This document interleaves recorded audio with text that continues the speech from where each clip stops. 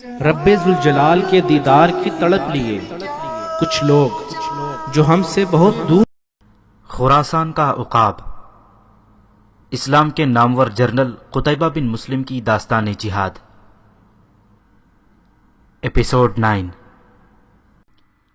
Bacon کے governor کو جب فوجی امداد کے آنے کی اطلاع ملی تو اس نے اپنی حکمت عملی تبدیل کرنے کا فیصلہ کر لیا۔ کہاں تو وہ قلعہ بند ہو کر دفاعی جنگ لڑنے کو تیار تھا اور کہاں اب جارحیت پر اتر آیا تھا۔ فوج کی کثیر تعداد کو دیکھتے ہوئے اس نے مسلمانوں کے لشکر کو گھیرے میں لینے کا پلان بنا لیا۔ جب اس نے یہ تجویز سالاروں کے آگے رکھی تو سب اس پر متفق ہو گئے۔ اس منصوبے کے تحت بیکن کے کچھ دستوں نے قتیبہ کے ان گشتی سپاہیوں کو گرفتار کر لیا جو نگرانی کے لیے اپنے لشکر سے دور آگے گشت کر رہے تھے۔ ان میں سے صرف عبداللہ بن مسلم اور سعد بن ابی قیس ہی بچ کر نکل سکے تھے، لیکن وہ بھی کوئی خاص خبر نہ لا سکے تھے۔ اس کام سے فارغ ہو کر بیکن کی قلعہ بند فوج بھی باہر آ کر متحدہ امدادی فوج سے مل گئی تھی اور راتوں رات مسلمان لشکر کو گھیرے میں لینے کے لیے آگے بڑھنے لگی تھی۔ زرار بن حسین ایک گشتی دستے کے ساتھ خاصا آگے گشت کر رہا تھا۔ وہ ایک بلند ٹیلے پر چڑھا اور ارد گرد کا جائزہ لے رہا تھا۔ اسے وہاں سے ایک ایسا منظر نظر آیا جو ناقابل یقین تھا۔ اس نے دیکھا کہ دشمن کا بہت بڑا لشکر ان کے لشکر کو گھیرے میں لینے کے انداز میں آگے بڑھ رہا تھا۔ ضرور اپنے مختصر دستے کے ساتھ اتنے بڑے لشکر سے نہیں ٹکرا سکتا تھا۔ یہ محض خودکشی ہوتی۔ اس نے اپنے دستے کو فوراً لشکر میں پہنچنے کی ہدایت کی اور خود گھوڑے کو ایڑ لگا کر اپنے لشکر کی طرف دوڑا دیا۔ وہ طوفانی انداز میں گھوڑا بھگا رہا تھا اور بار بار اسے ایڑ لگا رہا تھا۔ آخر وہ قتیبہ تک پہنچ گیا اور اسے یہ خوفناک اطلاع دی۔ یہ اطلاع بروقت تھی، اس طرح قتیبہ کو سنبھلنے کا موقع مل گیا تھا۔ صبح کا اجالا پوری طرح پھیلنے تک بیکن کی فوج قتیبہ کے لشکر کے گرد گھیرا مکمل کر چکی تھی۔ یہ گھیراؤ اس مہارت سے کیا گیا تھا کہ قتیبہ کے لشکر سے کوئی انسان تو درکنار، چڑیا کا بچہ بھی نظر میں آئے بغیر نہیں نکل سکتا تھا۔ گورنر کی کوشش تھی کہ جلد از جلد حملہ کر دیا جائے، لیکن حملے سے پہلے چند اہم اقدامات ضروری تھے اور ان اقدامات کے کرنے میں سورج طلوع ہو گیا۔ اس سے پہلے گورنر کو یقین تھا کہ وہ مسلمانوں کو بے خبری میں پکڑ لے گا، لیکن اب اس کی یہ امید ختم ہو گئی تھی۔ اس کے باوجود اسے یقین تھا کہ وہ چاروں طرف سے حملہ کر کے مسلمانوں کو کچل کر رکھ دے گا۔ بیکن کے گورنر کے ذہن میں یہ بات بھی تھی کہ مسلمان محاصرہ کرنے کی نیت سے آئے تھے، محصور ہونے کے لیے نہیں۔ اس لیے ان کے پاس خوراک کا مناسب انتظام نہ ہوگا اور ان کی رسد اور کمک کا راستہ بند ہو چکا ہوگا۔ ایک لحاظ سے مسلمان گھیرے کے اندر بے یار و مددگار تھے اور ایک محیط خطرہ دبے پاؤں ان کی طرف بڑھ رہا تھا۔ جس جگہ قتیبہ بن مسلم کا لشکر گھیرے میں آ گیا تھا، یہ اونچا نیچا پہاڑی علاقہ تھا۔ یہاں قدرتی رکاوٹیں اور چھپنے کی بے شمار جگہیں تھیں۔ قتیبہ نے ان قدرتی سہولتوں سے فائدہ اٹھانے کی سوچی اور بلندی پر موجود ان قدرتی مورچوں میں تیر اندازوں کو بٹھا دیا۔ یہ تیر انداز بلندی پر اور محفوظ جگہ پر ہونے کی وجہ سے دشمن کا بہت نقصان کر سکتے تھے۔ اس کے بعد قتیبہ بن مسلم نے 20 سپاہیوں کے دستوں کو ارد گرد پھیلا دیا۔ ان کا کام صرف یہ تھا کہ وہ دشمن کی نقل و حمل پر نگاہ رکھیں اور جس طرف سے بھی پیش قدمی ہوتی نظر آئے فوراً قتیبہ کو آگاہ کریں۔ ان اقدامات کے بعد قتیبہ بن مسلم مطمئن نظر آنے لگا تھا۔ اس کا دفاع خاصا مضبوط ہو چکا تھا۔ اس نے گھیرے میں آنے اور کھلے آسمان تلے ہونے کے باوجود قلعہ بند فوج جیسی پوزیشن اختیار کر لی تھی۔ سورج خاصی بلندی پر آ چکا تھا، مگر ابھی تک کسی سمت سے کوئی ہلچل نہیں ہوئی تھی اور نہ ہی دیکھ بھال کرنے والے سپاہیوں نے کوئی اطلاع دی تھی۔ ایک پراسرار سی خاموشی چھائی ہوئی تھی۔ اس خاموشی کے اندر ایک موزور طوفان انگڑائیاں لے رہا تھا۔ یہ صورتحال مجاہدین کے اندر ایک ہیجان پیدا کر رہی تھی اور وہ گومگو کیفیت میں تھی۔ قتیبہ بن مسلم کو بھی اس بات کا احساس تھا، لیکن وہ کچھ بھی نہیں کر سکتا تھا۔ اگر وہ اپنے مجاہدین کی ہیجانی کیفیت کو ختم کرنے کے لیے خود آگے بڑھ کر حملہ کر دیتا تو اس کا اپنا بنایا ہوا دفاعی حصار ٹوٹ جاتا اور یہ بات نہایت خطرناک ثابت ہو سکتی تھی۔ اس ہیجان کو کم کرنے کے لیے وہ مجاہدین کے درمیان جا کر ان کے حوصلے بڑھاتا رہا، مگر وہ جانتا تھا کہ جب تک پہلا معرکہ گرم نہیں ہو جاتا یہ ہیجان برقرار رہے گا۔ اس نے ایک بلند جگہ پر کھڑے ہو کر محاصرے کی صورتحال کا جائزہ لیا تو محاصرہ کرنے والوں کی ترتیب دیکھ کر دل ہی دل میں دشمن کو داد دیے بغیر نہ رہ سکا۔ واقعی اس محاصرے سے ایک بھی آدمی کا باہر نکلنا ناممکن تھا۔ اس محاصرے سے نکلنے کے لیے اس میں شگاف ڈالنا تھا اور ایسا کرنے کے لیے بے مثال بہادری کا مظاہرہ کرنے کی ضرورت تھی۔ اور پھر محاذ جنگ کا سناٹا بلاخر ٹوٹ گیا اور پہلا معرکہ گرم ہو گیا۔ بیکند والوں نے ایک سمت سے پیش قدمی شروع کر دی۔ بلندی پر موجود تیر اندازوں نے ان پر تیروں کا مہ برسا دیا اور خاصا جانی نقصان کیا۔ پھر چند دستوں نے آگے بڑھ کر دشمن کو پسپا کر دیا۔ پھر ایک اور طرف سے ایسا ہی حملہ ہوا، یہ بھی پسپا کر دیا گیا۔ پھر گاہے گاہے ایسے حملے ہوتے رہے مگر ان سب کو پسپا کر دیا گیا۔ ان چھوٹے چھوٹے معرکوں کی وجہ سے سپاہیوں کا ہیجان ختم ہو چکا تھا اور وہ بڑھ بڑھ کر حملے کر رہی تھی۔ اگرچہ ان حملوں میں بیکند والوں کا خاصا جانی نقصان ہوا تھا لیکن مسلمانوں کا نقصان بھی کچھ کم نہ تھا۔ اس صورتحال کو دیکھتے ہوئے قتیبہ نے اپنی حکمت عملی تبدیل کرنے کا فیصلہ کر لیا۔ اس نے جو حکمت عملی اپنائی تھی وہ دفاعی لحاظ سے تو بہت کامیاب تھی، لیکن اگر وہ اسی طرح دفاع میں بیٹھا رہتا تو اس کے لشکر کی تباہی یقینی تھی۔ ان کے پاس خوراک کے ذخائر محدود تھے، اگر وہ دشمن کے ہاتھوں نہ مرتے تو بھوک مار دیتی۔ قتیبہ بن مسلم کو اپنی پوری عسکری زندگی میں ابھی تک ایسے حالات کا سامنا نہیں کرنا پڑا تھا۔ اب وہ ایسے حالات میں پھنس گیا تھا تو اس کی تمام حصیں بیدار ہو گئی تھیں۔ اس کی کیفیت جنگلی کتوں کے نرغے میں آئے ہوئے شیر کی سی تھی۔ وہ اپنے خیمے میں بڑی بے چینی سے ٹہل رہا تھا۔ فوج کے اہم عہدیدار بھی وہاں موجود تھے۔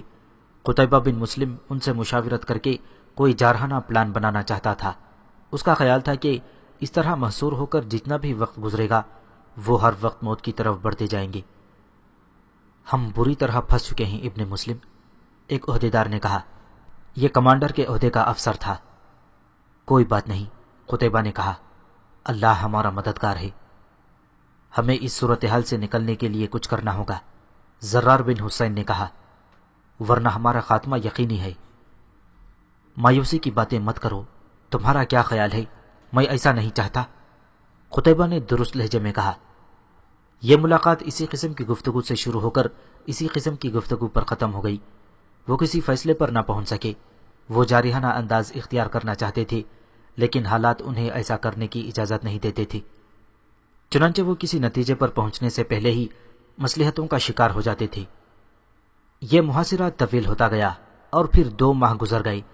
اس عرصے میں کوئی دن بھی ایسا نہ گزرا ہوگا جب دونوں حریفوں کے درمیان جھڑپیں نہ ہوئی ہوں۔ کبھی یہ جھڑپیں معمولی نوعیت کی ہوتی اور کبھی بہت خون ریز ہوتی۔ اکثر مسلمان جارحانہ انداز اختیار کرتے تھے مگر پھر مجبوری آڑے آ جاتی اور وہ واپس اپنی دفاعی پوزیشن پر آ جاتے۔ بیکند پر حملے کے لیے کچھ کرنے سے پہلے قتیبہ بن مسلم نے حجاج بن یوسف کو خط لکھ کر اطلاع بھجوا دی تھی کہ وہ بیکند پر حملہ کرنے جا رہا ہے۔ حجاج کو امید تھی کہ قتیبہ بن مسلم جلد ہی اسے صورتحال سے باخبر رکھنے کے لیے دوسرا خط لکھے گا۔ اس بات کو 2 ماہ گزر چکے تھے اور حجاج کو قتیبہ کی طرف سے کوئی اطلاع نہیں ملی تھی۔ جہاں دیدہ حجاج کو یہ اندیشہ پریشان کرنے لگا تھا کہ ضرور قتیبہ کسی خطرے میں گھر چکا ہے اور صورتحال ایسی ہی ہے کہ وہ اسے کمک کے لیے اطلاع بھجوانے سے بھی مجبور ہے۔ حجاج بن یوسف کو قتیبہ بن مسلم سے ایک خاص انس تھا۔ اسے جب یہ احساس ہوا کہ قتیبہ کسی مشکل کا شکار ہو گیا ہے تو وہ بہت پریشان ہو گیا۔ اس نے حکم جاری کر دیا کہ مسجدوں میں قتیبہ بن مسلم اور اس کے لشکر کی خیریت کے لیے دعائیں کی جائیں۔ ادھر قتیبہ کے دل میں کئی بار یہ خیال آیا تھا کہ وہ حجاج سے مدد کے لیے خط لکھے، لیکن خط لکھنے سے کیا ہوتا تھا؟ اصل مسئلہ تو حجاج تک خط پہنچانے کا تھا۔ اس نے دیکھ لیا تھا کہ اس محاصرے سے کسی قاصد کا نکلنا ناممکن ہے، اس لیے اس کے دل کی بات دل میں ہی رہ گئی تھی۔ ایک رات قتیبہ اپنے چند مشیروں کے ساتھ درپیش صورتحال پر غور کر رہا تھا کہ اسے اطلاع دی گئی کہ کوئی شخص اس سے ملنا چاہتا ہے۔ وہ سمجھا شاید کوئی فوجی سالار اس سے ملنا چاہتا ہوگا۔ اس نے اسے بلوا لیا۔ وہ شخص جب اندر آیا تو اسے دیکھ کر قتیبہ سمیت خیمے میں تمام موجود لوگ حیران رہ گئے۔ خیمے کے اندر آنے والا تنظر تھا۔ قتیبہ کو زیادہ حیرت اس بات پر ہوئی تھی کہ تنظر اتنے سخت محاصرے سے بچ کر اس تک کیسے پہنچ گیا۔ اس کے بارے میں آخر اطلاع یہ ملی تھی کہ وہ بیکن شہر میں موجود ہے۔ تنظر نے بلند آواز میں سلام کیا اور پھر قتیبہ کے اشارے سے ایک طرف بیٹھ گیا۔ تم اتنے عرصے بعد آئے ہو، عبداللہ بن مسلم نے حیرت بھرے لہجے میں کہا اور پھر پوچھا، تم اتنے سخت محاصرے سے بچ کر کیسے آ گئے؟ میں آخر وقت تک بیکن میں تھا، تنظر نے کہا۔ باہر محاصرہ اتنا سخت ہے کہ کوئی دھوکہ دے کر گزر نہیں سکتا۔ اس دوران میں نے کئی بار کوشش کی لیکن ناکام رہا۔ اس کے بعد مجھے ایک ایسی اہم اطلاع ملی جس کا آپ کے علم میں لانا نہایت ضروری تھا۔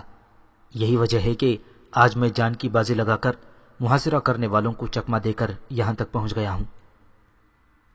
وہ اہم اطلاع کیا ہے جو تم مجھے دینا چاہتے ہو؟ قتیبہ نے پوچھا۔ ایسے نہیں، یہ اطلاع تنہائی میں دینا بہتر ہے، تنظر نے پراسرار سے انداز میں کہا۔ قتیبہ نے اس کی طرف دیکھ کر یوں سر ہلایا جیسے اس کی بات سمجھ گیا ہو، لیکن وہ دل ہی دل میں پریشان ہو رہا تھا کہ جانے کس قسم کی اطلاع ہے۔ اس نے سب لوگوں کو اشارہ کیا۔ اس کے اشارے پر سب لوگ باہر چلے گئے، صرف زرار بن حسین وہاں موجود رہا۔ اسے قتیبہ نے آنکھوں ہی آنکھوں میں رکنے کا اشارہ کر دیا تھا۔ اب بولو، کیا اطلاع لائی ہو؟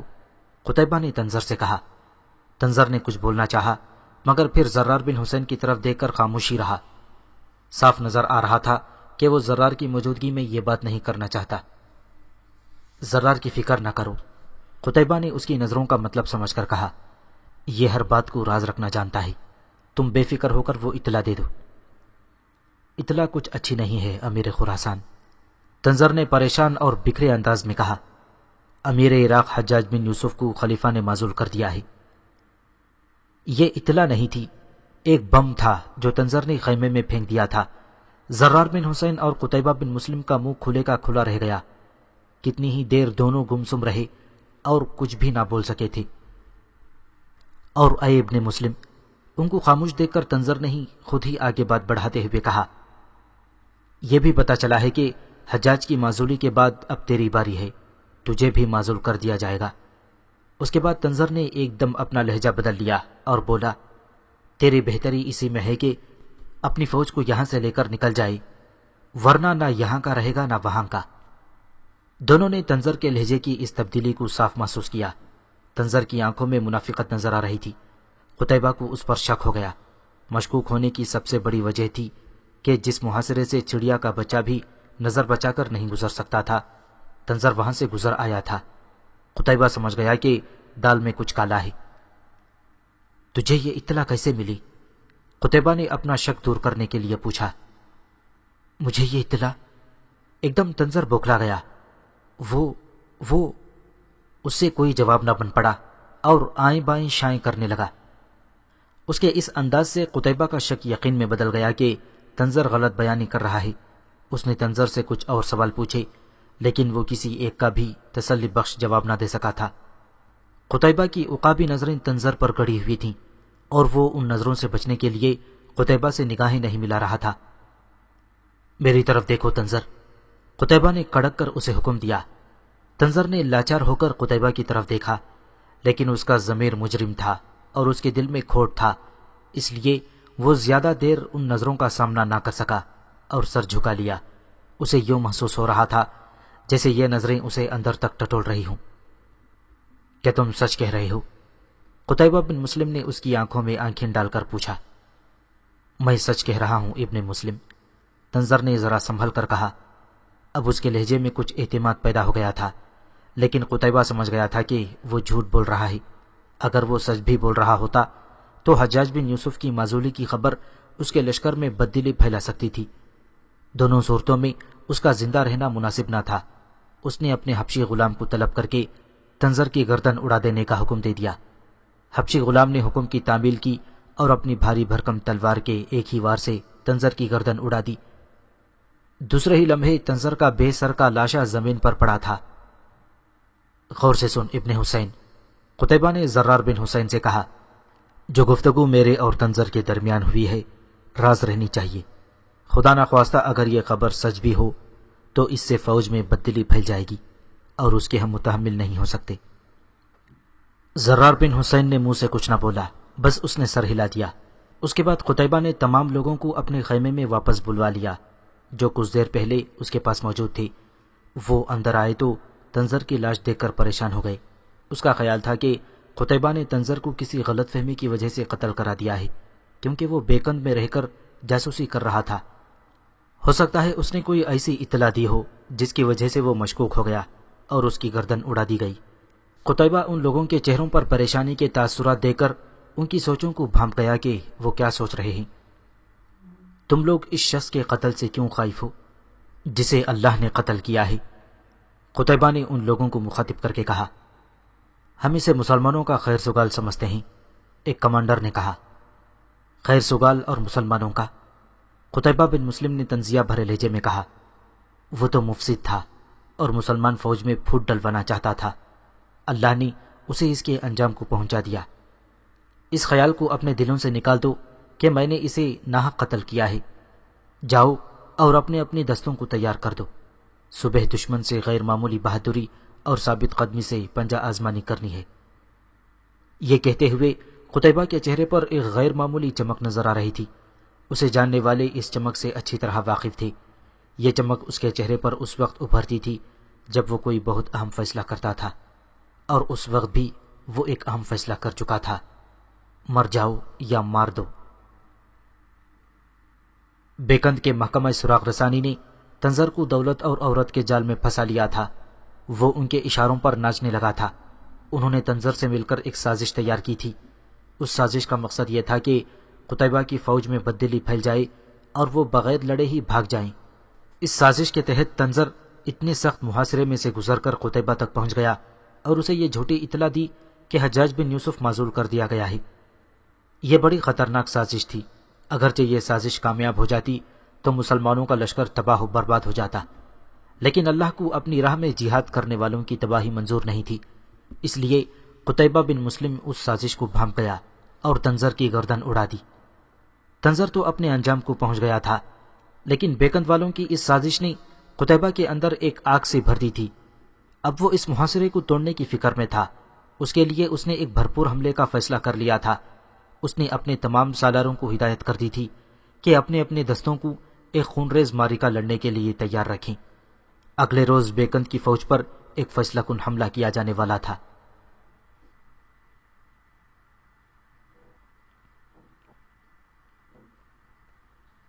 اگلے روز کا سورج طلوع ہوا تو اس نے ایک عجیب منظر دیکھا۔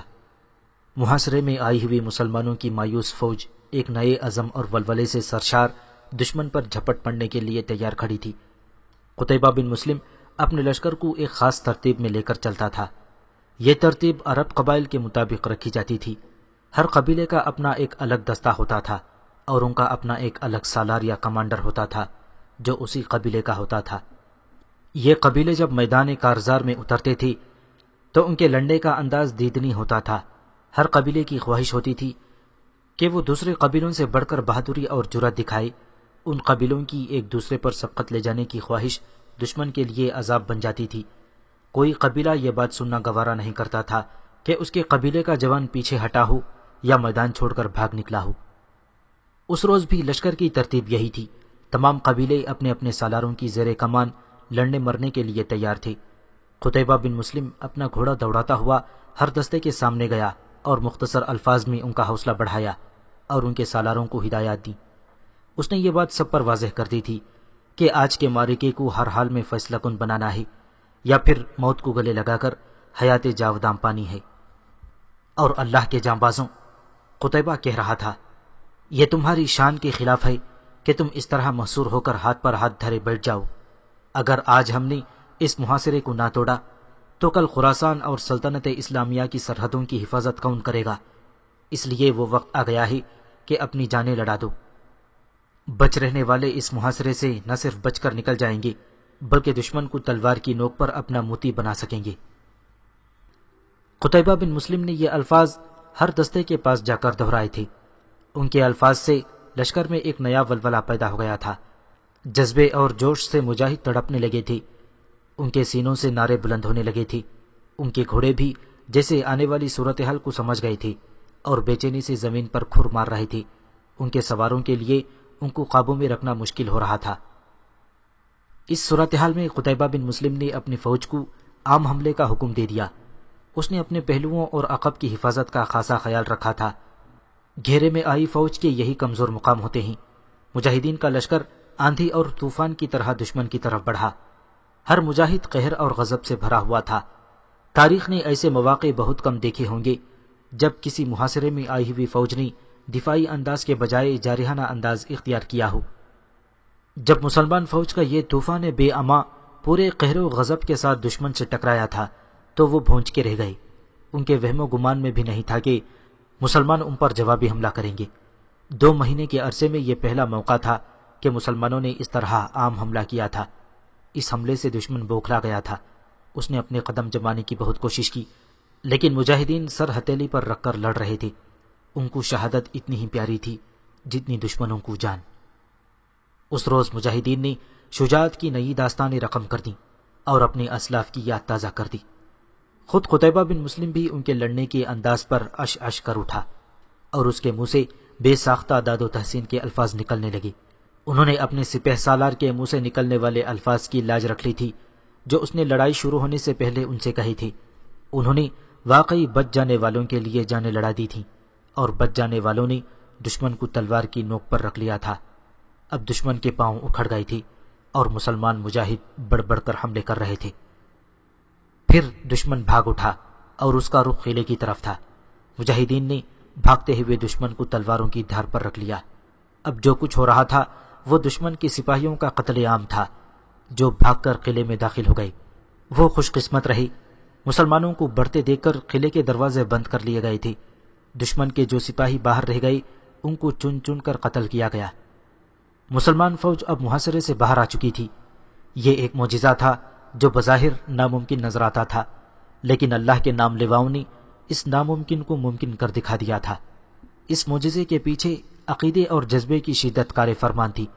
وہ جو اللہ کا نام اور اس کا دین پھیلانے نکلے تھے، اللہ ان کو ذلیل و رسوا نہیں کر سکتا تھا۔ اس دن شام تک سب کچھ بدل چکا تھا۔ ایک دن پہلے وہ مسلمان جو خود محصور تھے اب بیکند کے قلعے کا محاصرہ کر چکے تھے۔ قتیبہ نے قلعے کا محاصرہ مکمل کرنے کے بعد زخمیوں کی طرف توجہ دی اور فوری طور پر ان کی مرہم پٹی کا انتظام کیا گیا، جبکہ کچھ دستوں کو ادھر ادھر چھپے ہوئے دشمن کی فوجیوں کی تلاش میں بھیج دیا گیا۔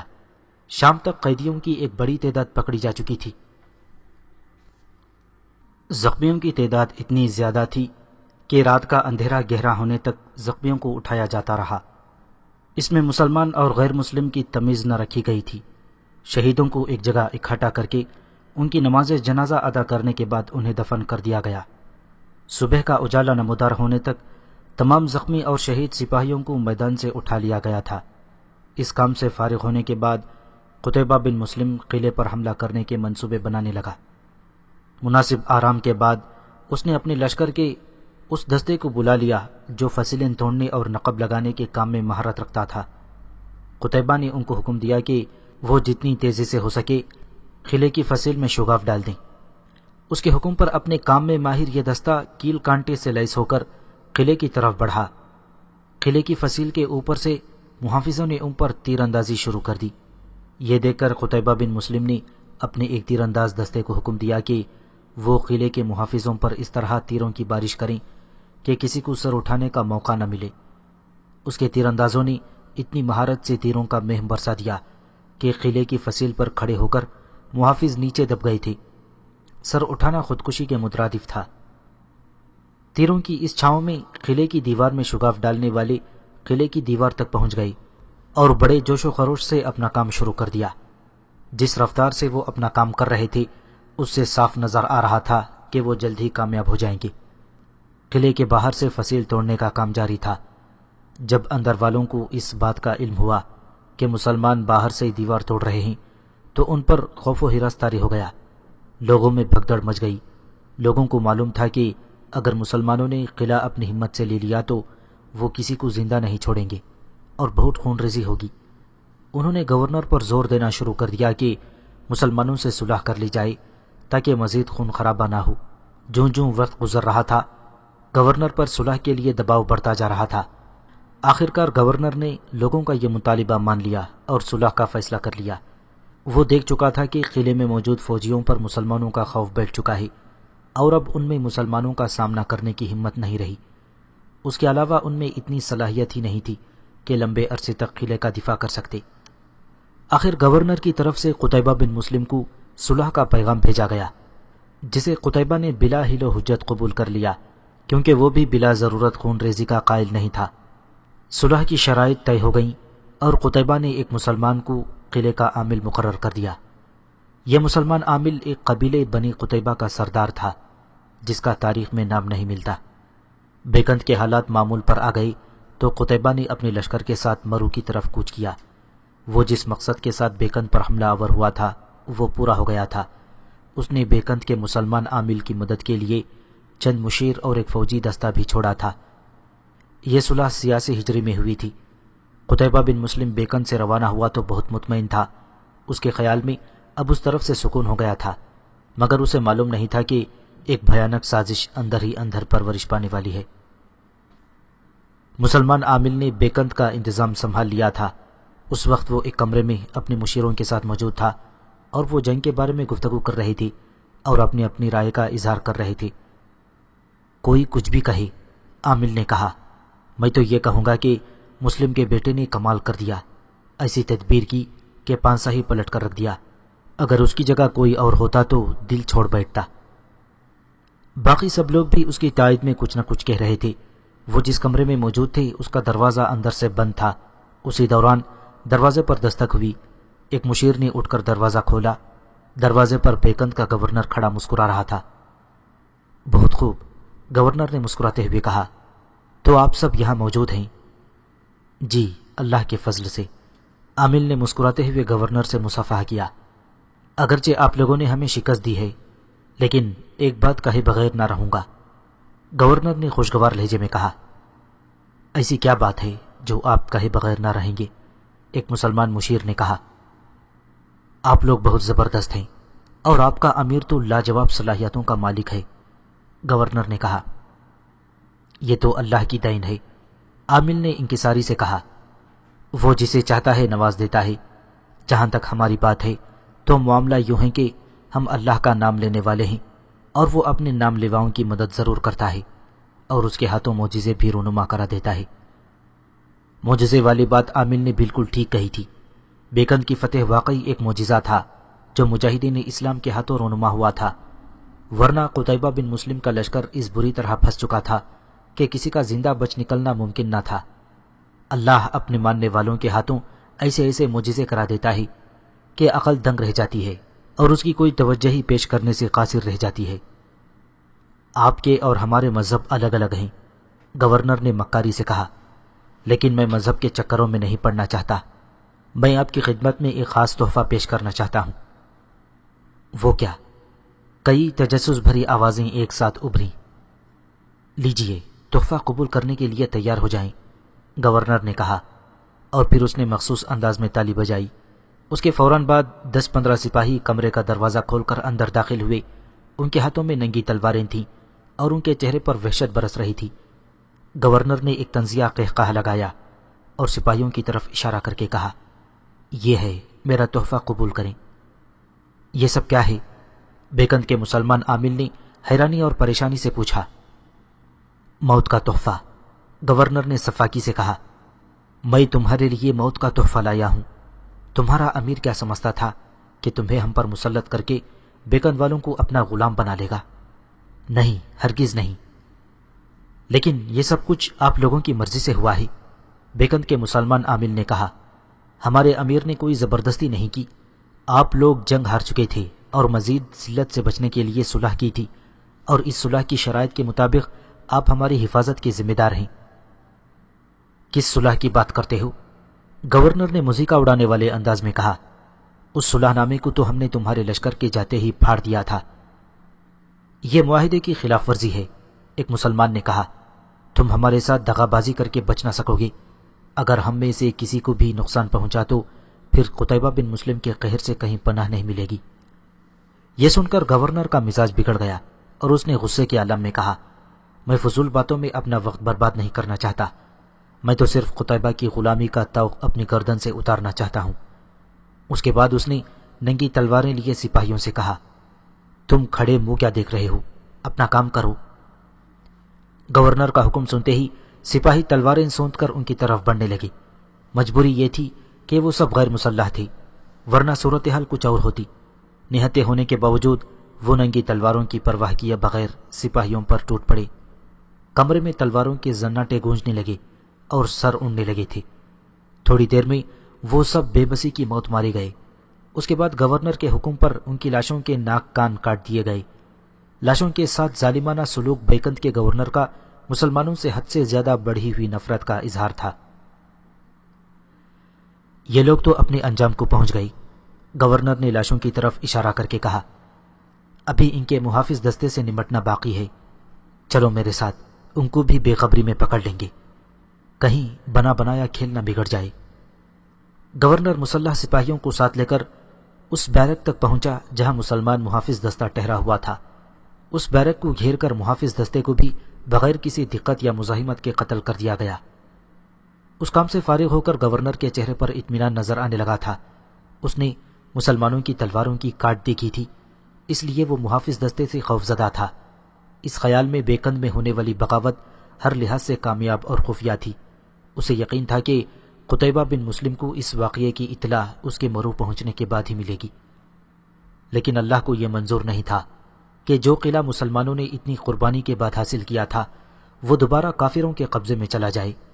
بظاہر دیکھا جائے تو یہ بغاوت بڑی ہی کامیاب تھی اور اس کا علم قتیبہ کو ہونا بہت مشکل کام تھا، لیکن جب قدرت کسی کام کا ارادہ کر لے تو پھر اس کے اسباب پیدا کر دیتی ہے۔ اس بغاوت کو کچلنے کی یہی ایک صورتحال تھی کہ کسی طرح قتیبہ بن مسلم کو اس کی اطلاع پہنچ جائے۔ یہ اطلاع کیسے پہنچے اس کا انتظام اللہ نے کر دیا۔ ہوا یوں کہ مسلمانوں کے محافظ دستے کا ایک سپاہی اس وقت بیرک سے باہر کسی کام کے لیے نکلا ہوا تھا۔ وہ واپس اپنی بیرک میں آ رہا تھا کہ اپنی بیرک سے بیکند کے سپاہیوں کو باہر نکلتے دیکھ کر حیران ہو گیا۔ وہ شاید بے خیالی میں آگے بڑھ جاتا، لیکن وہ سپاہیوں کی خون آلود تلواریں دیکھ کر چونک گیا۔ اسے ایک دم خطرے کا احساس ہو گیا اور وہ چھپ گیا۔ بیکند کا گورنر ان کے ساتھ تھا۔ جب گورنر اور سپاہی وہاں سے چلے گئے تو محافظ دستے کا یہ سپاہی اپنی بیرک کے اندر چلا گیا۔ اندر کا منظر نہایت ہولناک تھا۔ اس کے سارے ساتھی خون میں نہائے پڑے تھے اور ان میں سے ایک بھی زندہ نہیں تھا۔ محافظ دستے کا یہ سپاہی چھپتا چھپاتا وہاں سے نکلا۔ وہاں گھوڑوں کی کمی نہیں تھی۔ اس نے ایک گھوڑے پر زین ڈالی اور بچتا بچاتا بیکند سے باہر نکل آیا۔ آبادی سے دور آتے ہی اس نے گھوڑے کو اس راستے پر ڈال کر سرپٹ دوڑا دیا جس پر قتیبہ بن مسلم مرو کی طرف روانہ ہوا تھا۔ بیکند والے اس زندہ بچ کر نکل جانے والے مسلمان محافظ کے فرار سے بے خبر تھے۔ بیکند کا گورنر اپنی اس کامیابی پر پھولے نہ سما رہا تھا۔ اس نے اس کامیابی کے نشے کو دوبالا کرنے کے لیے ایک شاندار جشن منانے کا اہتمام کیا تھا۔ وہ نہیں جانتا تھا کہ جتنا محافظ دستے کا نکل جانے والا سپاہی بیکند سے دور ہوتا جا رہا ہے، اتنا ہی بیکند کی تباہی نزدیک آتی جا رہی ہے۔ تباہی و بربادی کا یہ طوفان کب تک بیکند والوں کو اپنی لپیٹ میں لے گا، اس کا انحصار اس بات پر تھا کہ فرار ہونے والا سپاہی کتنی جلدی قتیبہ بن مسلم تک پہنچتا ہے۔ قتیبہ بن مسلم اپنے خیمے میں ایک چٹائی پر بیٹھا ہوا تھا۔ اس کے سامنے ہاتھ سے بنے ہوئے نقشے پھیلے ہوئے تھے جنہیں وہ الٹ پلٹ کر دیکھ رہا تھا۔ اس کے سامنے ہی خیمے کے اندر اس کا بھائی صالح عبد الرحمن، عبداللہ خینس، نصر بن سیار اور زرار بن حسین بیٹھے ہوئے تھے۔ سب کسی اہم موضوع پر گفتگو کر رہے تھے کہ خیمے کے باہر اچانک ہلچل مچ گئی اور لوگ شور و غوغا بلند کرنے لگے۔ سب نے تلواریں کھینچ لیں اور خیمے سے باہر نکل آئے۔ قتیبہ بن مسلم کے خیمے کے باہر ہی ایک عرب نوجوان خون میں لت پت گر پڑا تھا اور لشکر کے کچھ جوان اسے سہارا دے کر اٹھانے کی کوشش کر رہے تھے۔ قتیبہ نے باہر آتے ہی بڑی فکر مندی سے پوچھا، کیا ہوا؟ وہ زخمی عرب بڑی مشکل سے اٹھ کر بیٹھ گیا۔ اس پر لمحہ لمحہ بے ہوشی چھاتی جا رہی تھی۔ بڑی ہی مشکل اور کرب کا اظہار کرتے ہوئے اس نے قتیبہ سے کہا، سیدی، اہل بیکند نے بغاوت کر دی ہے۔ انہوں نے ہمارے حاکم اور اس کے سارے عملے کو تحت کر دیا ہے۔ میں بڑی مشکل سے جان بچا کر بھاگا ہوں۔ اس کے علاوہ انہوں نے، اس سے آگے وہ کچھ نہ کہہ پایا۔ اس کا جسم زمین پر لڑک گیا اور وہ بے جان ہو گیا۔ غصے میں قتیبہ آگ کے ایک بہت بڑے جلتے ہوئے الاؤ کی طرح دکھائی دے رہا تھا۔ اس کی تلوار کا دستہ اس کی ہتھیلی میں دھسا جا رہا تھا۔ پھر اس کی آواز سنائی دی جیسے بے شمار زخمی چیتے بھیانک رات میں ایک ساتھ غرا اٹھے ہوں۔ جنگ کا تبل بجا دو۔ اور آن کی آن میں لشکرگاہ میں تبل بجنے لگے جن کی بھیانک آوازیں کان پھاڑے دے رہی تھیں۔ ماروا اور حرب ایک خیمے کے باہر کھڑے اس طرف دیکھ رہے تھے جہاں قتیبہ اور اس کے پاس صالح، عبد الرحمن زرار، عبید اللہ خینس اور نصر بن سیار کھڑے تھے۔ گھبرائی ہوئی آواز میں ماروا نے پوچھا، کیا ہوا آخی؟ حرب نے فکر مندی سے جواب دیا، ضرور کوئی غیر معمولی حادثہ پیش آیا ہے۔ وہ دیکھو، قتیبہ بن مسلم خینس اور دوسرے سب جرنیل بڑے غصے کی حالت میں کھڑے ہیں۔ تم ٹھہرو، میں ابھی پتہ کر کے آتا ہوں۔ ابھی وہ چند قدم ہی بڑھا ہوگا کہ ٹبل بجنے لگے تھے، لہذا وہ پوری رفتار سے بھاگتا ہوا لوٹ آیا۔ ماروا نے ایک بار پھر بڑی پریشانی سے پوچھا، یہ سب کیا ہے آخی؟ حرب نے جلدی جلدی خیمہ اکھاڑتے ہوئے کہا، جنگ کے ٹبل بج رہے ہیں، لشکر ابھی کوچ کرے گا اور کہیں حملہ آور ہوگا۔ ماروا سب کچھ سمجھ گئی اور خاموشی کے ساتھ حرب کے کام میں مدد دینے لگی۔ لشکر جب کوچ کرنے لگا تو ماروا نے شکوے کے انداز میں پوچھا، اخی، لشکر کوچ کر رہا ہے اور خینس ابھی تک ہمارے پاس نہیں آیا۔ حرب مسکرایا، وہ نہیں آئے گا میری بہن، وہ ہراول دستے کا نائب سردار ہے اور ہراول دستہ ابھی تک اپنی منزل کی طرف روانہ بھی ہو چکا ہوگا۔ خینس اس وقت لشکر میں نہیں، وہ اپنی منزل کا کافی فاصلہ طے کر چکا ہوگا۔ لشکر کے ہمراہ ماروا جب بیکن شہر کے پاس پہنچی تو اس نے دیکھا مسلمانوں کا ہراول دستہ پہلے ہی سے وہاں موجود تھا، ان میں اس کا خینس بھی تھا جو بڑی بیتابی کے عالم میں اپنا گھوڑا ادھر ادھر موڑ رہا تھا۔ اسلامی لشکر نے آن کی آن میں لشکر کے ہمراہ عورتوں کے لیے خیمے ایک طرف نصب کر دیے اور ساری عورتوں کو ان خیموں میں منتقل کر چکنے کے بعد لشکر میں بھیانک آواز والے جنگ کے طبل بجنے لگے۔ قتیبہ بن مسلم جب اپنے لشکر کے ہمراہ بھوکے اور خونخوار شاہین کی مانند بیکن شہر کی طرف جھپٹا تو اسی لمحے شہر کا دروازہ کھلا اور دو سوار صلح کا سفید جھنڈا لہراتے ہوئے شہر سے نمودار ہوئے اور اپنے گھوڑے سرپٹ دوڑاتے ہوئے وہ قتیبہ کے پاس آ کھڑے ہوئے اور حاکم شہر کی طرف سے انہوں نے صلح کی درخواست پیش کی۔ قتیبہ نے ہاتھ میں پکڑی ہوئی تلوار ان کی طرف لہرائی، پھر وہ زخمی چیتے کی طرح غرایا، اگر تم دونوں سفیر بن کر نہ آئے ہوتے، اگر تم دونوں صلح کا علم نہ اٹھائے ہوتے تو میں تم دونوں کی گردن اڑا دیتا۔ جاؤ، شہر واپس لوٹ جاؤ اور اپنے حاکم سے کہو قتیبہ اب صلح کرنے سے انکار کرتا ہے، تم لوگوں نے عیاری سے کام لیا ہے اور ہمارے مقرر کیے ہوئے حاکم اور ان کے کارکنوں کو بے دردی سے قتل کر دیا۔ میں شہر کو بزور شمشیر فتح کروں گا اور اپنے شہیدوں کا انتقام لوں گا۔ میرا نام قتیبہ بن مسلم ہے اور میں باغیوں کو کبھی معاف نہیں کرتا۔ دونوں سفیر جب وہیں کھڑے رہے تو قتیبہ نے اور زیادہ غصے میں چلاتے ہوئے کہا، جاؤ، لوٹ جاؤ، مجھے کعبہ کے رب کی قسم ہے، ضرور انتقام لوں گا، یہ میرا عہد ہے اور میں اپنا عہد ہر حالت میں نبھاتا ہوں۔ رات کا وقت تھا، بیکن کے لوگ میٹھی نیند سو رہے تھے، مگر بیکن کے گورنر کے محل میں دن کا سا سامان تھا، ہر طرف چہل پہل تھی، قہقہے گونج رہے تھے۔ گورنر بڑا خوش دکھائی دے رہا تھا، آخر وہ خوش کیوں نہ ہوتا؟ اس نے ایسی تدبیر کی تھی کہ ایک ہی دن میں بیکن کو مسلمانوں سے آزاد کروا لیا تھا۔ محل میں صرف خاص اور نہایت اہم لوگ مدعو تھے، ان میں محکمہ جاسوسی اور سراغ رسانی کا افسر بھی تھا جو کسی گہری سوچ میں گم نظر آتا تھا۔ وہ حیران تھا کہ تنظر جو قتیبہ بن مسلم کو دھوکہ دینے کے لیے گیا تھا وہ واپس کیوں نہیں آیا۔ دعوت میں مہمانوں کی خدمت کے لیے انتہائی خوبصورت لڑکیاں مختصر لباس میں ادھر ادھر لہراتی پھر رہی تھیں، ان کا حسن آنکھوں کو خیرہ کر دینے والا تھا۔ وہ ساقی گری کے فرائض سر انجام دے رہی تھیں۔ محفل کے تمام لوازمات کا انتظام ایک وسیع کمرے میں کیا گیا تھا۔ طرز تعمیر کے لحاظ سے اس کی خوبصورتی اپنی مثال آپ تھی۔ اس کی شکل مستطیل تھی، ایک طرف کم چوڑی دیوار میں 2 دروازے تھے، جبکہ ان کی دوسری طرف ایک قدرے بلند چبوترا بنا ہوا تھا جس پر ایک رقاصہ رقص کی اداؤں سے مہمانوں کو لبھا رہی تھی۔ جب محفل عروج پر پہنچی تو ہر کوئی شراب کے نشے میں مست نظر آ رہا تھا، اور بیکن کے گورنر کی تو کیا ہی بات تھی، آج تو وہ اپنے آپ کو بخارا کے بادشاہ سے بھی اونچا سمجھ رہا تھا۔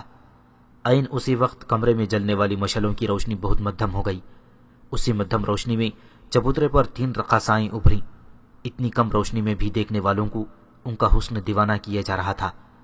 واقعی ان کا حسن زہد شکن تھا۔ وہ بڑے اشتعال انگیز رقص میں مصروف تھیں۔ وقت گزرنے کے ساتھ ساتھ بجنے والے ساز تیز سے تیز تر ہوتے جا رہے تھے۔ اس کے ساتھ ہی رقص میں بھی تیزی آتی جا رہی تھی۔ رقص میں تیزی کے ساتھ مشعلوں کی روشنی بھی تیز ہوتی جا رہی تھی۔ ایک تو وہ تینوں رقاصائیں حسین تھی، دوسرا ان کا لباس نہ ہونے کے برابر تھا۔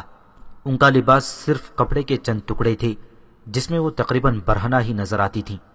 جوں جوں رقص میں تیزی آتی جا رہی تھی وہ ایک ایک کر کے ان ٹکڑوں کو جسم سے علیحدہ کرتی جا رہی تھی، اور پھر آخری ٹکڑا بھی ان کے جسم سے علیحدہ ہو گیا۔ اسی لمحے رقص ختم ہو گیا اور وہ تینوں مادرزاد ننگی جہاں سے آئی تھیں اسی طرف چلی گئیں۔ انسانیت اور عورت کی عظمت کی اس سے بڑی تذلیل کیا ہوگی؟ یہ قانون فطرت ہے کہ کوئی قوم اپنی عزت سے دستبردار ہو جاتی ہے تو زوال اس کا مقدر بن جاتا ہے۔ ان لوگوں کے ساتھ بھی ایسا ہی ہو رہا تھا۔ صرف ان لوگوں کے ساتھ ہی نہیں بلکہ مسلمان قوم کے ساتھ بھی تو ایسا ہی ہوا تھا۔ جب مسلمانوں سے غیرت ختم ہو گئی اور وہ اپنی بہنوں اور بیویوں کو ننگا ناچتے دیکھ کر خوش ہونے لگے تو پھر آسمان سے گرے اور ذلت کے گڑھے میں جا پہنچے۔ وہ تینوں رقاصائیں تو چلی گئیں لیکن دیکھنے والوں کے بدن میں آگ لگا گئیں۔ اب ہر کوئی گناہ میں ڈوبنے کا متمنی تھا۔ اگر کسی کی بیوی دوسرے کے ساتھ چلی گئی تو دوسرے کی بہن اس عورت کے شوہر کے ساتھ روانہ ہو گئی۔ اس دوران گورنر کی نظر ایک خوبصورت لڑکی پر پڑی۔ وہ اس کی طرف لپکا۔ وہ اس وقت شراب کے نشے میں مدہوش تھا۔ اسے لے کر وہ اپنی خوابگاہ کی طرف چل پڑا۔ وہ لڑکی چیخ چلا رہی تھی لیکن اس وقت کون اس کی سنتا۔ او بے غیرت! لڑکی نے گورنر کے منہ پر تھپڑ مارتے ہوئے کہا، میں تیری اپنی بیٹی ہوں۔ گورنر نے نشے میں جھومتی آواز میں قہقہہ لگایا اور بولا، آج کوئی کسی کی بیٹی نہیں، آج سارے رشتے ختم ہو گئے ہیں۔ گورنر قہقہے لگاتا جا رہا تھا اور اس کی اپنی بیٹی اس کی مضبوط گرفت میں بے بس تھی۔ گویا شیطانیت پوری طرح اپنے عروج پر پہنچ چکی تھی۔ وہ اسے لے کر اپنی خوابگاہ میں آ گیا اور دروازہ اندر سے بند کر لیا۔ جس وقت محل میں بدی اپنا رنگ جما رہی تھی، اللہ کے نام لیواؤں کا لشکر دوبارہ بیکن کی طرف بڑھ رہا تھا۔ چونکہ رات کا وقت تھا اس لیے قتیبہ بن مسلم کو معلوم تھا کہ قلعے کے دروازے بند ہوں گے۔ اس نے بیکن سے چند میل دور پہنچ کر فوج کو محاصرے کی ترتیب میں کیا اور دوبارہ قلعے کی طرف بڑھنا شروع کر دیا۔ کچھ دیر بعد وہ بیکن کے قلعے کا محاصرہ کیا بیٹھا تھا۔ قلعے کا محاصرہ ہر طرف سے مکمل تھا۔ بیکن والے تو شراب و شباب کے نشے میں مست تھے۔ انہیں تو ہوش ہی نہیں تھا کہ دیکھتے باہر کیا ہو رہا ہے۔ وہ مسلمان فوج کی آمد سے باخبر تھے اور اس بات سے قتیبہ بن مسلم پوری طرح واقف تھا۔ وہ چاہتا تھا کہ قلعے والوں کو احساس دلائے کہ وہ واپس آ چکا ہے۔ چنانچہ محاصرہ مکمل ہونے کے بعد اس نے چند دستوں کو قلعے کی دیوار پر حملہ کرنے کا حکم دیا، اور تب دیوار پر موجود سپاہیوں کو علم ہوا کہ بیکن کا قلعہ دوبارہ محاصرے میں آ گیا ہے۔ چند سپاہی یہ اطلاع لے کر گورنر کے محل کی طرف دوڑے گئے۔ اس وقت گورنر اپنی خوابگاہ میں ابھی داخل ہی ہوا تھا۔ وہ تو کسی اور ہی نشے میں تھا۔ دراصل اس پر شراب اور عورت کا نشہ ایک ساتھ سوار ہو گیا تھا۔ وہ اب اور ہی دنیا میں پہنچ چکا تھا۔ عین اس وقت جب وہ اپنی بیٹی کی طرف بڑھ رہا تھا، دروازے پر دستک ہوئی۔ یہ دستک سن کر اس کا دماغ گویا گھوم گیا۔ وہ جو منہ میں آیا کہتا ہوا دروازے کی طرف بڑھا۔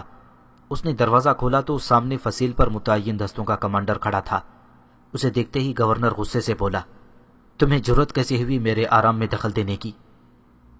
عزت مآب، کمانڈر نے ڈرتے ڈرتے کہا، میں کبھی یہ جرأت نہ کرتا، لیکن قلعے کے باہر جو حالات ہیں انہوں نے مجھے یہ جرأت کرنے پر مجبور کیا ہے۔ قلعے کے باہر کے حالات؟ کیا مطلب؟ اب گورنر نے پریشان ہو کر کہا۔ یہ فقرہ سنتے ہی اس کا نشہ قدرے اتر گیا تھا۔ کسی فوج نے قلعے کا محاصرہ کر لیا ہے اور اس کے دستے بڑھ بڑھ کر فصیل پر حملہ کر رہے ہیں۔ ان کے نعروں سے پتہ چلتا ہے کہ یہ وہی مسلمان ہیں جنہوں نے پہلے بیکند کا محاصرہ کیا تھا۔ اگر جلد کچھ نہ کیا گیا تو فصیل پر موجود دستے ان کو روک نہیں سکیں گے۔ کمانڈر نے مختصراً حالات بیان کر دیے۔ اس کی بات سن کر گورنر کا نشہ اتر گیا تھا۔ وہ کچھ دیر کھڑا رہا، پھر یہ کہتے ہوئے کمرے سے نکل گیا، چلو میرے ساتھ۔ اس کے ساتھ ہی کمانڈر اس کے پیچھے ہو لیا۔ وہ اپنی بیٹی کو اپنے کمرے میں چھوڑ گیا تھا۔ اس کے جاتے ہی وہ روتی ہوئی کمرے سے نکلی اور ایک طرف کو چل دی۔ وہ محل میں کہیں بھی نہیں رکی تھی۔ اس کا رخ بیکند کے ایک ویران حصے کی طرف تھا۔ گورنر نے ذمہ دار افسران کی طرف قاصد دوڑا دیے اور جلد ہی وہ سب فصیل پر گورنر کے پاس جمع تھی۔ فوجیوں کو بھی تیاری کا حکم دے دیا گیا تھا۔ جلد ہی تمام فوج تیار ہو کر ایک جگہ اکٹھی ہو گئی تھی اور گورنر نے اسے مختلف جگہوں پر تعینات کر دیا تھا۔ اب وہ قدرے بے فکر ہو گیا تھا، لیکن اسے معلوم تھا کہ مسلمان فوج کے محاصرے سے قلعے کو بچانا بہت مشکل ہے، اس لیے وہ چاہتا تھا کہ محاصرے کو تول دیا جائے۔ اس کے سامنے یہ بھی پہلو تھا کہ سردیوں کا موسم قریب ہے۔ اگر محاصرے کو تقریباً 2 ماہ تول دے دیا جائے تو سردیوں کا موسم اپنے عروج پر ہوگا اور مسلمان مجبور ہو کر محاصرہ اٹھا لیں گے۔ اس بات سے قتیبہ بن مسلم بھی بے خبر نہیں تھا، اس لیے اس نے اپنے دستوں کو قلعے پر یلغار کرنے کا حکم دیا۔ دن پر دن گزرتے جا رہے تھے، لیکن بیکند کا دفاع چوکس تھا، اس لیے مسلمان ابھی تک کوئی خاص کامیابی حاصل نہ کر سکے تھے۔ محاصرے کو 1 ماہ ہو چلا تھا اور ابھی تک مسلمان فوج کی کامیابی کے امکان نظر نہیں آ رہے تھے، بلکہ ایسا محسوس ہوتا تھا کہ آخر سردی کی وجہ سے مزید 1 مہینے تک مسلمان محاصرہ اٹھا لیں گے، لیکن قتیبہ بن مسلم کو یہ بات قبول نہ تھی۔ ایک دن اس نے سفر مینا والوں کو حکم دیا کہ قلعے کی دیوار کے باہر لکڑیوں کا ڈھیر اکٹھا کیا جائے۔ چنانچہ سفر مینا والوں نے حکم کی تعمیل میں فصیل کے باہر لکڑیوں کا ڈھیر لگانا شروع کر دیا۔ قتیبہ بن مسلم کا ارادہ یہ تھا کہ لکڑیاں اکٹھی کر کے اس میں آگ لگا دی جائے، جس سے فصیل منہدم ہو جائے گی، لیکن سفر مینا والوں نے اپنا کام ابھی مکمل نہیں کیا تھا کہ قلعے کی فصیل خود بخود گر گئی، اس سے 40 آدمی ہلاک ہو گئے۔ یہاں یہ بات واضح کر دی جائے کہ سفر مینا اسلامی فوج کا ایک خاص دستہ یا پلٹن ہوتی تھی، جس کے ذمے یہ کام ہوتا تھا کہ جہاں ضرورت پڑے سرنگ لگائیں اور زمین کھودیں۔ بعض لوگ یہ بھی بیان کرتے ہیں کہ یہ انگریزی لفظ سیپرز اینڈ مائنرز کا بگڑا ہوا ہے، جس کا مطلب یہ ہوتا ہے کہ کھدائی کرنا اور سرنگ لگانا، لیکن یہ روایت قدرے ضعیف معلوم ہوتی ہے۔ بہرحال جو کچھ بھی ہے، یہ پلٹن آج کل بھی فوج کا اہم حصہ ہے، اور اس پلٹن کے بغیر بعض اوقات فوجی دستے بیکار ہو جاتے ہیں۔ اگرچہ مورخین نے بیان نہیں کیا کہ سفر مینا والوں نے قلعے کی دیوار کے ساتھ کس طرح لکڑیوں کا ڈھیر لگایا، لیکن ان کے کام کو دیکھتے ہوئے قیاس کیا جا سکتا ہے کہ انہوں نے سرنگ لگا کر فصیل تک رسائی حاصل کی اور اپنا کام مکمل کیا، کیونکہ یہی ایک محفوظ ذریعہ تھا، اور شاید اسی وجہ سے لکڑیوں کا ڈھیر لگاتے ہوئے کسی ایک بھی سپاہی کے زخمی یا شہید ہونے کا پتہ نہیں چلتا۔ بیکند کی فصیل خود بخود گر گئی تھی، اس سے اسلامی فوج کے لیے قلعے میں داخل ہونے کا راستہ کھل گیا تھا، اور مسلمان ایک رکے ہوئے سیلاب کی مانند قلعے میں داخل ہو گئے۔ جو ان کے سامنے آیا وہ قتل ہو گیا۔ اب تو مسلمان قلعے میں داخل ہو چکے تھے، اور صلح کا مطلب تھا شہیدوں کے خون کا سودا کرنا، جو قتیبہ کو منظور نہ تھا۔ اس نے لڑ کر قلعہ فتح کر لیا۔ شہر میں جتنے جنگجو تھے سب کو قتل کر دیا گیا۔ یہ واقعہ 86 ہجری کا ہے۔ جنگ ختم ہو چکی تھی، لیکن اس جنگ میں جو قیدی ہوئے تھے ان کی تعداد بھی کچھ کم نہ تھی۔ ان قیدیوں میں ایک قیدی کانا بھی تھا۔ اس کے بارے میں بیان کیا جاتا ہے کہ اس نے ترکوں کو مسلمان فوج کے خلاف لڑنے کے لیے اکسایا تھا۔ ایک دن سلیم النوسہ قیدیوں کے پاس سے گزر رہا تھا۔ پہلے بیان کیا جا چکا ہے کہ سلیم النوسہ عبید اللہ بن ابی بکر کے آزاد کردہ غلام تھے، دانا تھے اور قدر عمر رسیدہ بھی، اس لیے سب مسلمان ان کی عزت کرتے تھے۔ اسی کانا شخص نے آواز دے کر انہیں روک لیا۔ کیا بات ہے اے وہ شخص کہ جس کی ایک آنکھ ضائع ہو گئی؟ سلیم النوسہ نے اسے کہا، آپ مجھے شکل سے عقل والے لگتے ہیں، میں آپ سے کچھ باتیں کرنا چاہتا ہوں۔ اس نے جواب دیا، ہاں کیا کہنا چاہتا ہے؟ سلیم النوسہ نے اسے دوبارہ کہا، سننے میں آیا ہے کہ مسلمان اپنے قیدیوں پر کوئی ظلم نہیں کرتے۔ اس نے گویا سوال کیا، ہاں ہم لوگ بغیر قصور کے کسی پر کوئی ظلم نہیں کرتے۔ سلیم النوسہ نے اسے جواب دیا۔ وہ پھر بولے، کیا تجھ پر کسی نے کوئی ظلم کیا ہے؟ نہیں، ابھی تک تو کسی نے مجھ پر کوئی ظلم نہیں کیا۔ اس نے کہا۔ وہ کچھ دیر سوچ کر بولا، لیکن میں ڈرتا ہوں کہ آئندہ مجھ پر ظلم کیا جائے گا، بس اسی بات سے مجھے خوف آتا رہتا ہے۔ سن لے اے ایک آنکھ والے، سلیم النوسہ نے اسے مخاطب کرتے ہوئے کہا، اگر تو بے قصور ہے تو تجھ پر کچھ ظلم نہ ہوگا، لیکن اگر تیرا قصور بنتا ہے تجھے معاف بھی نہ کیا جائے گا۔ اسی بات سے تو میں ڈرتا ہوں۔ اس نے بے چارگی سے کہا، میں ڈرتا ہوں اے دانا شخص کہ جو قصور مجھ سے ہوا ہے اس کے بعد میری معافی ناممکن ہے۔ سلیم النوسہ کو شاید اس سے ہمدردی محسوس ہو رہی تھی۔ وہ بولے، تجھ سے کیا قصور سرزد ہو گیا ہے؟ میں نے ترکوں کو مسلمانوں کے خلاف لڑنے کے لیے ابھارا تھا۔ اس نے جواب دیا، اب میں اپنے کیے پر نادم ہوں۔ تو تم کیا چاہتے ہو؟ سلیم الناصح نے کچھ سوچ کر اس سے پوچھا۔ میں نے سنا ہے مسلمان فدیہ لے کر قیدیوں کو رہا کر رہے ہیں، اس نے کہا، صرف اس صورت میں کہ جب قیدی کا قصور قابل معافی ہو۔ سلیم الناصح نے جواب دیا، میں چاہتا ہوں کہ فدیہ ادا کر کے رہائی حاصل کر لوں۔ اس نے کہا، تم کتنا فدیہ ادا کر سکتے ہو؟ اس نے کچھ سوچ کر جواب دیا، میں اس وقت 5000 چینی ریشمی کپڑے کے تھان فدیے کے طور پر دے سکتا ہوں، اور ہر تھان کی قیمت 2000 درہم ہے۔ اس وقت چین ریشم کی ایک بہت بڑی منڈی تھا۔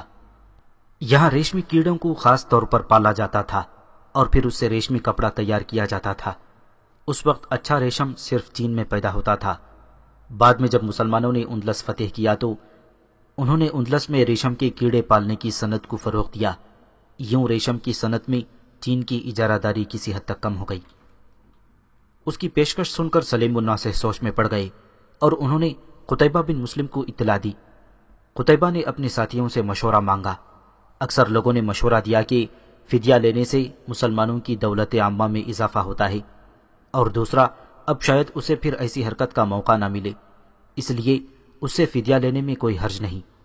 جب سب لوگ مشورہ دے چکے تو قتیبہ نے ان سے کہا، اگرچہ آپ سب نے خلوص نیت سے مشورہ دیا ہے، لیکن میں سمجھتا ہوں کہ جو شخص ایک دفعہ ایسی حرکت کر سکتا ہے وہ دوبارہ بھی ایسا ہی کرے گا، یعنی اس کا وجود مسلمانوں کے لیے سراسر خطرہ ہے، اور میں یہ نہیں چاہتا کہ آئندہ وہ کسی موقع پر مسلمانوں کے لیے خطرہ بنے۔ میرے خیال میں وہ صرف اور صرف قتل کا مستحق ہے۔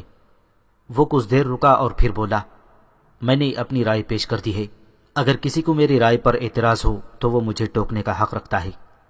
لیکن کسی نے بھی کوئی بات نہ کی، بلکہ سب اس کی رائے سے متفق تھے۔ چنانچہ قتیبہ کے حکم سے اسے قتل کر دیا گیا۔ بیکند کی فتح سے مسلمانوں کو مال غنیمت میں بے شمار سونے اور چاندی کے برتن ملے تھے۔ قتیبہ بن مسلم نے مال غنیمت کی نگرانی اور تقسیم کے لیے عبداللہ بن دالان عدوی کو مقرر کیا، جس کا تعلق بنی ملکان سے تھا۔ وہ امانت داری اور دیانت میں بے مثال تھا، اسی لیے قتیبہ اسے امین ابن الامین کہتا تھا۔ اس کے معاون کے طور پر الیاس بن جہز البابلی کو مقرر کیا گیا تھا۔ ان دونوں نے مال غنیمت اکٹھا کیا اور اس میں سونے اور چاندی کے جتنے برتن اور مجسمے تھے ان سب کو پگھلا کر سونا اکٹھا کر لیا۔ اس عمل کے دوران صرف جو میل ان سے نکلی اس کی مالیت 40,000 درہم تھی۔ دونوں یہ لے کر قتیبہ کے پاس لائے اور قتیبہ نے وہ میل انہیں بخش دی۔ دونوں نے جب اس کی قیمت لگوائی تو وہ 40,000 درہم تھی۔ انہوں نے اس کی اطلاع قتیبہ کو دی۔ قتیبہ نے اس میل کو دوبارہ پگھلایا تو اس سے ایک روایت کے مطابق 1,50,000 مسقال سونا اور دوسری روایت کے مطابق 50,000 مسقال سونا حاصل ہوا، جبکہ ایک مسقال 4.5 ماشہ وزن ہوتا ہے۔ بیکند کی فتح کے بعد ہر سپاہی کو مال غنیمت میں سے جو حصہ ملا اتنا پہلے کبھی کسی حصے میں نہ آیا تھا۔ بیکند کی فتح صرف ایک شخص کی ہی فتح نہیں تھی، بلکہ اس کے ساتھ ہی ایک بڑا تجارتی مرکز اور ایک مضبوط فوجی اڈہ مسلمانوں کے ہاتھ آ گیا تھا، جس سے ان کے لیے آگے بڑھنے کے مواقع زیادہ ہو گئے تھے۔ اب وہ بخارا اور سمرقند جیسے اہم شہروں پر حملہ کرنے کے قابل ہو گئے تھے۔ بیکند کی فتح مکمل ہونے کے بعد قتیبہ نے حجاج کو تفصیلاً اس کی اطلاع دے دی۔